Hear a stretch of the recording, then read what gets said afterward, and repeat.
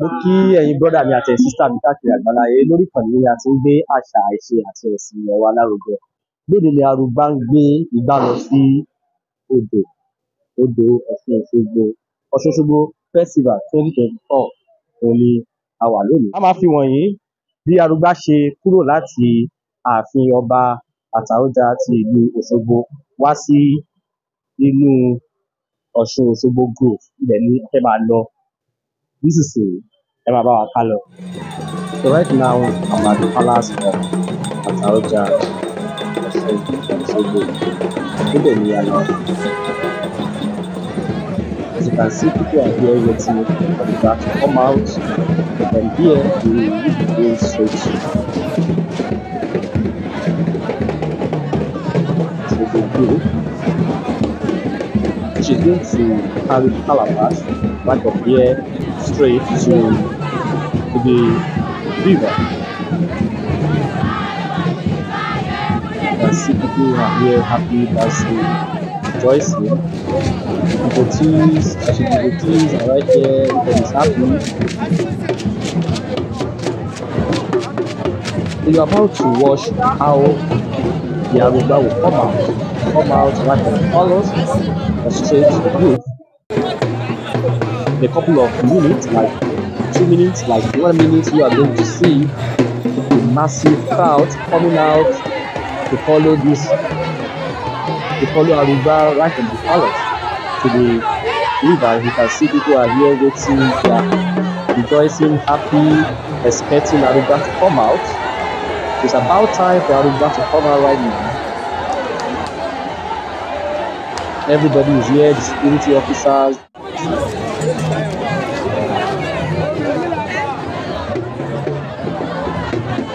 Arugbá is about to come out.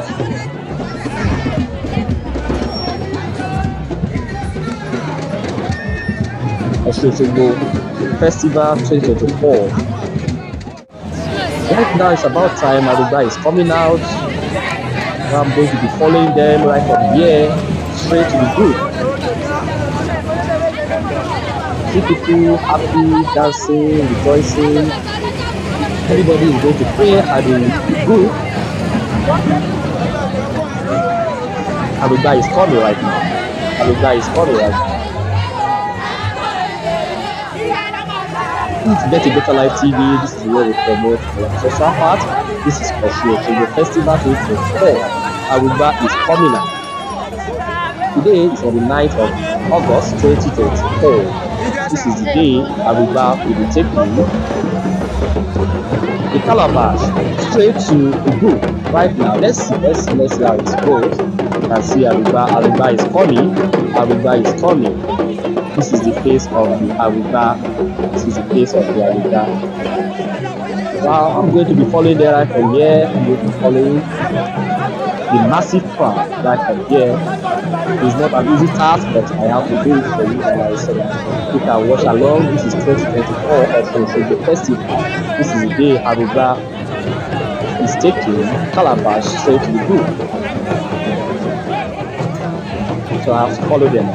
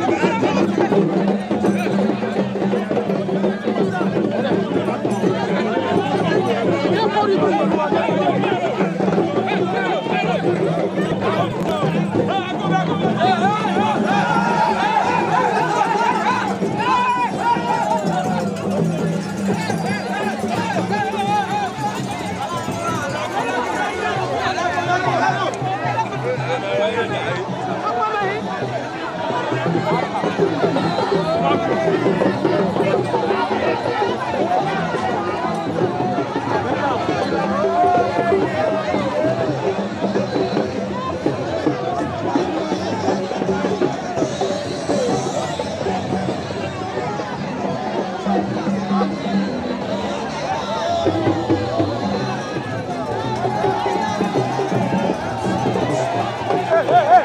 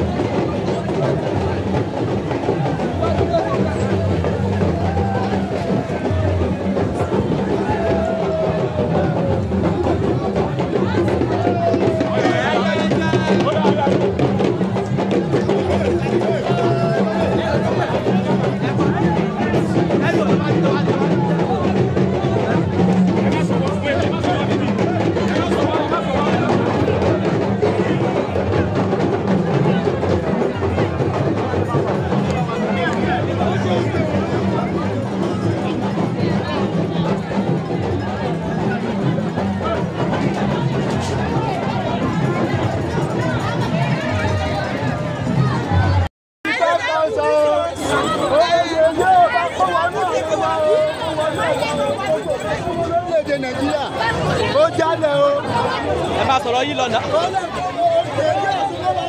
Ààrẹ wa Tinubu gbogbo nǹkan tó wálẹ̀ gbogbo nǹkan tó wọ́n kó wálẹ̀ kírẹ́sì ó di ẹgbẹ̀rún márùn-ún àpò kí gbogbo nǹkan kó wálẹ̀ Nàìjíríà kó lè di Nàìjíríà ká má rí wàhálà ká má rí dààmú. Ọ̀ṣun Òṣogbo.